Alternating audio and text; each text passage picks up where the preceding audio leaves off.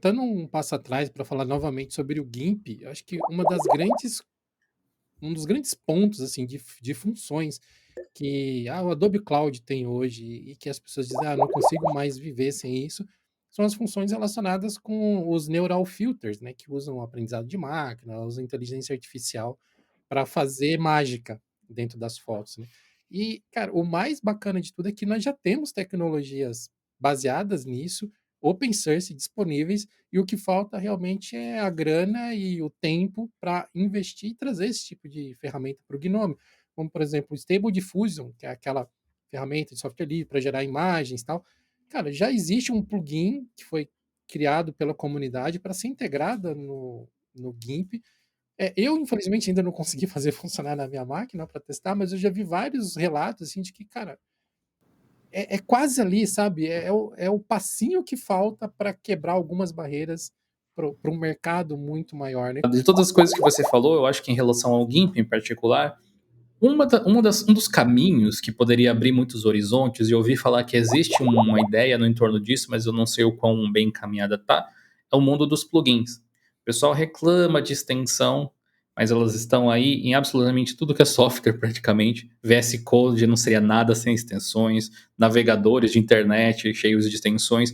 E aí, quando o navegador não quer usar a extensão, ele vira o Vivaldi e bota as extensões no código já, então você já tem as coisas lá. Gnome, cheio de extensões. O próprio KDE, que tem um zilhão de coisas, tem extensões também. A questão é que você chama de outra coisa. No KDE você vai chamar de addon, sei lá. E no Hum. Gnome se chama de extensões literalmente, que serve justamente para customizar os softwares porque as necessidades das pessoas são diferentes. O GIMP poderia se beneficiar muito se tivesse uma estrutura de extensão mais coerente, porque o GIMP tem dezenas de plugins. Mas como é que acha e instala essas paradas? Assim, ninguém sabe. Para cada sistema é diferente, tem dependência, tem um monte de coisa. Imagina que da hora se você pudesse abrir, sei lá, um menu e acessar um painel de extensões estilo que você tem no Gnome, vamos dizer, ou uma Chrome Web Store, tipo uma GIMP Web Store, para você Uma puxar lojinha, né? ferramentas extras. Exato, onde as pessoas pudessem publicar extensões pagas, por exemplo, para você turbinar o GIMP e fazer alguma coisa. O WordPress vive disso também. Então, é um método de funcionamento extremamente interessante, porque você tem um software base funcional, completamente open source, mas você pode tornar ele em algo mais adicionando recursos. E se você não precisa desses recursos, você não adiciona. Simples assim. Desde tipo, o próprio PhotoGIMP que a gente fez, podia ser um plugin, na real, né? Não precisa ser um arquivo que você baixa, instala e coloca dentro de uma pasta lá e tal. Podia ser um negócio. Desejo que o layout do GIMP seja parecido com o Photoshop. Check. Pronto, importa as teclas de atalho e tal. Essa estrutura faria diferença. E aí entra Stable Diffusion, entra tudo o que quiser para colocar funcionalidades nele. Pesquisei no ano passado para escrever um artigo sobre extensões para o Gnome. A gente até postou como instalar extensões no Gnome, tá lá no nosso blog, então você pesquisar em diolinux.com.br, entra lá na ferramentinha de busca que você vai encontrar esse artigo. E, cara, eu compartilho da opinião de que é um salseiro isso.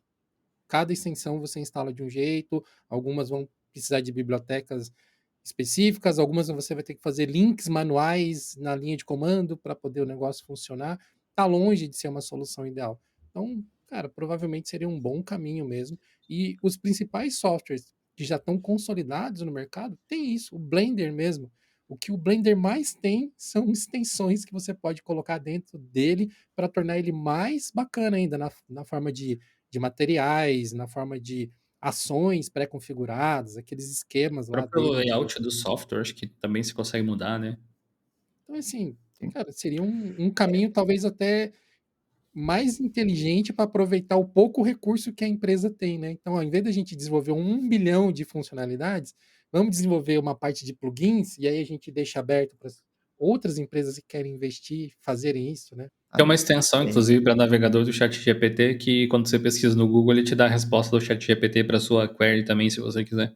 Achei bem interessante, dá para comparar as coisas ou ter respostas diferentes assim.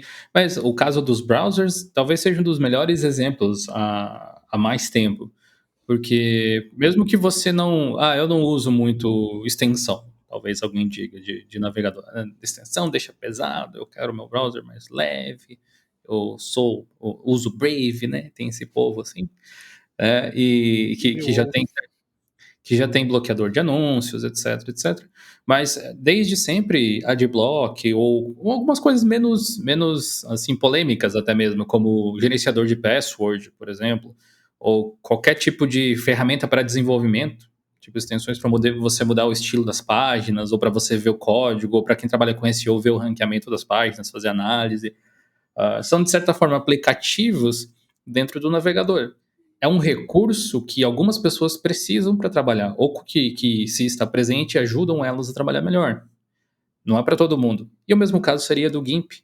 Ele tem um monte de extensões, pacotes extras. Na Gnome Software, se eu não me engano, na PopShop também, em Flatpak ao menos, você consegue instalar o GIMP, Flatpak, e aí abaixo você tem instalar alguns complementos, assim, que trazem algumas funcionalidades que por padrão não estão no GIMP. Algumas distribuições que já entregam o GIMP trazem ele numa versão mais completa, cheia de parafernálias, que faz ele ficar mais pesado para rodar, inclusive.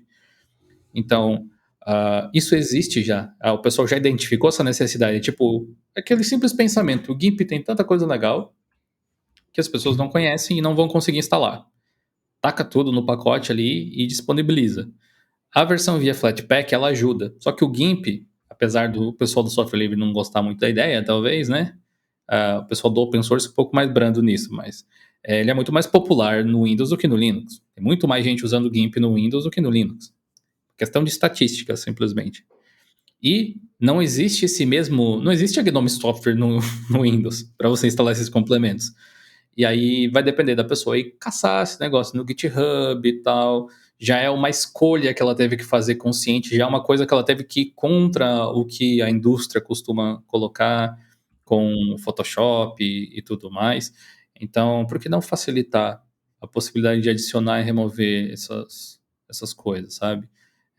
Pode ser um visual até relativamente simples para começar, mas que dentro do próprio GIMP, esses plugins que já existem, o Resynthetizer lá, que é muito legal, por exemplo, tem uns que geram alguns padrões de, como é que se chama aquilo? Fractal, também, Fractais.